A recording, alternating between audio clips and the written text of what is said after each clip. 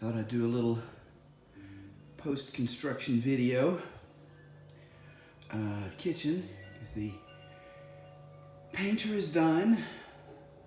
The cleaners come tomorrow to do a thorough cleaning. The only thing left to do in here is to put in a new fly screen because the old one was really in rough shape.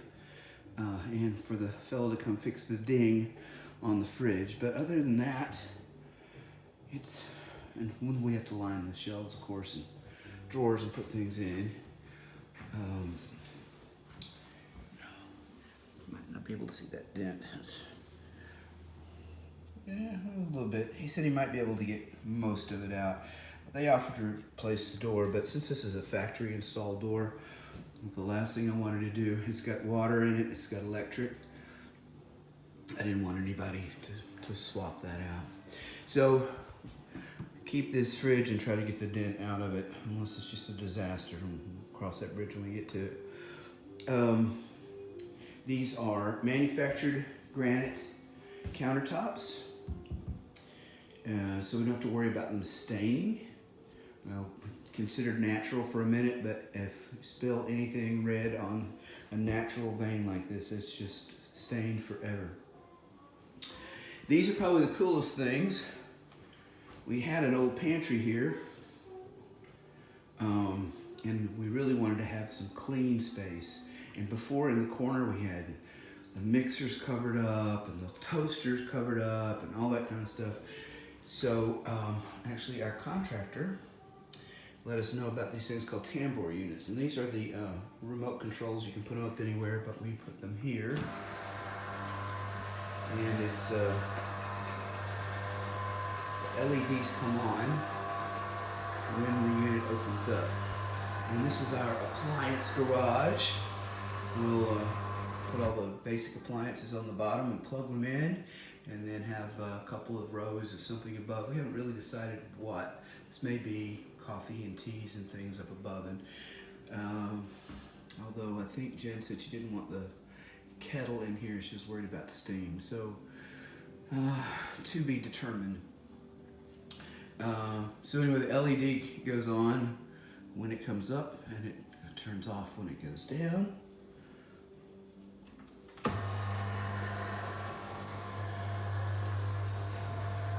And these are the ones, the appliances that I have been kind of pulling my hair out about. They're beautiful, but obviously you just can't look at it and see what's on and off and up and down and temperatures, and there's all these button pushing sequences and all this kind of stuff.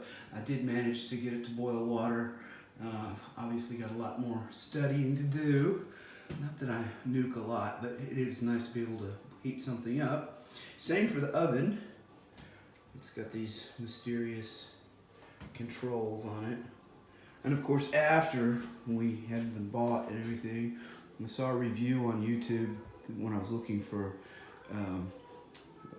videoed instructions, and people were like, I hate this, I hate it. Well, hopefully it won't end up like that. It's just going to be a little bit of a learning curve. And we have all these drawers now. There's all the manuals for everything. And they're all soft close drawers. And we got the handles on here to match the handles on the fridge. And tried for that on the stove. This is about as close as we could get for the oven. So we are able to have drawers below and a bit of storage space above.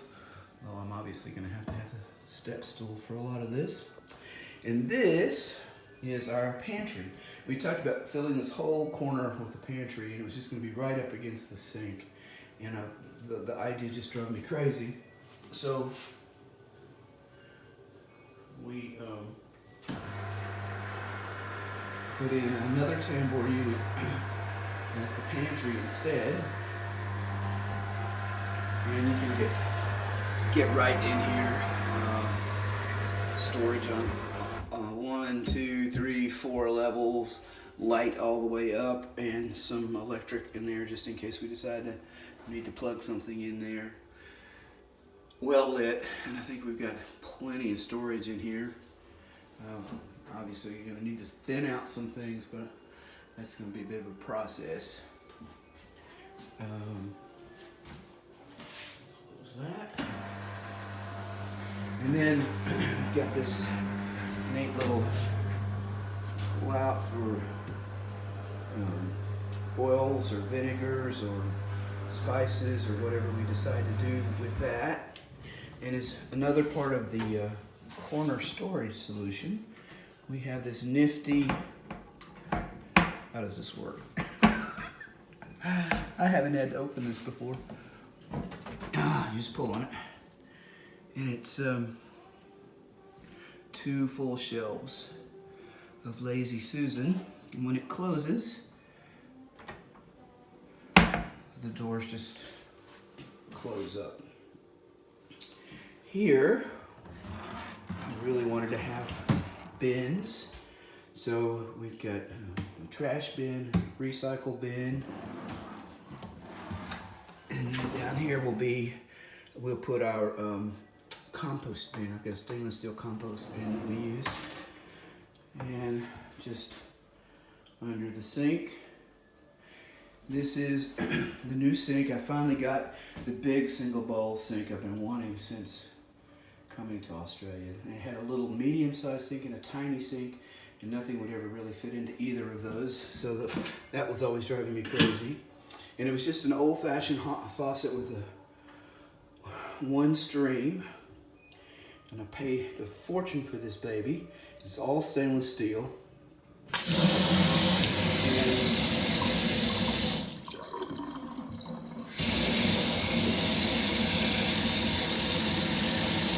And it's supposed to have 2 speeds on it.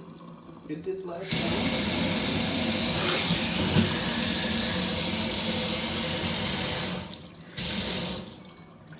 That's interesting. I don't mind the fast speed, but it's supposed to have 2 speeds. That is interesting. Ah, there we go. You have to twist it. Like that. And then it pops back up. Good. Whew. And so we're waiting for the fly screen for the window. And this is how a lot of these old Queenslanders are. They all have this obscured glass. I think it's because in the summertime the sun is so intense. In a lot of places you'll see the windows from the outside and they have blinds on the outside, so they never get very much sunlight into the house. I mean, that would just make me crazy. And then more cabinets here. Asco dishwasher. I figured this one out pretty easily, and we've already done a load of dishes to make sure it worked. The new gas cooktop. It's a Fisher Paykel, and it's got the controls on the side, which I really appreciate because I've had the ones with the controls in the front and they just get dirty all the time. This should be a little easier. And they do light up, just in case you've forgotten that they're on, with the LEDs.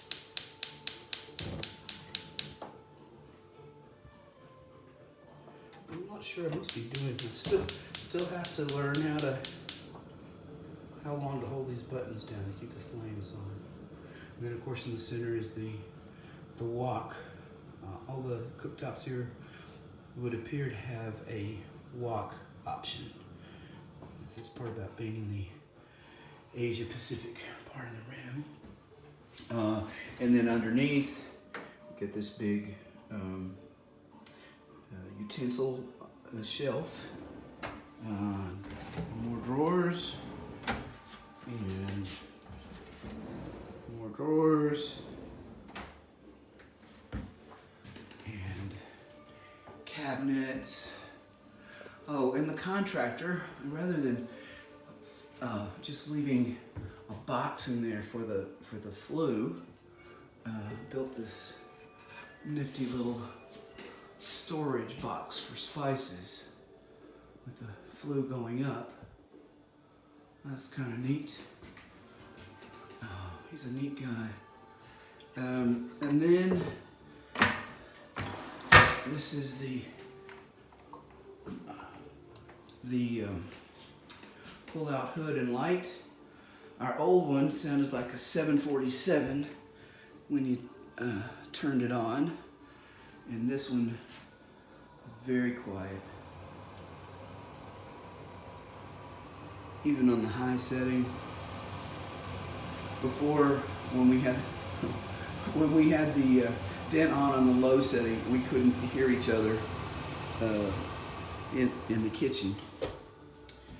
So I think, oh, the other cool thing, and one of the reasons it started this, is we now have enough room under here to put stools and sit and actually talk, which is what we wanted to do. There's still not a lot of room in the aisleway, but usually it's just the two of us anyway.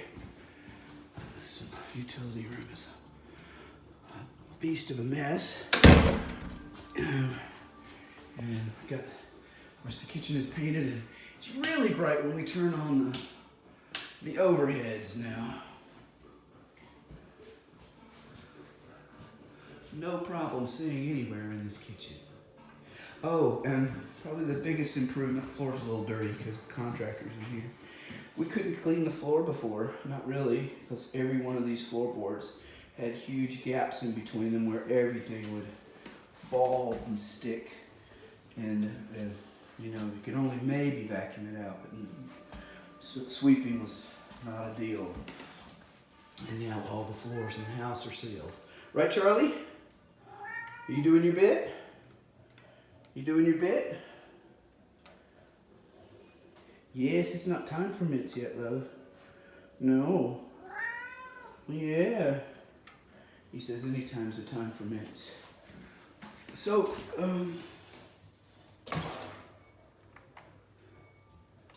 that concludes this tour. I hope you've enjoyed your tour with us, and wherever you are, you're having a nice day.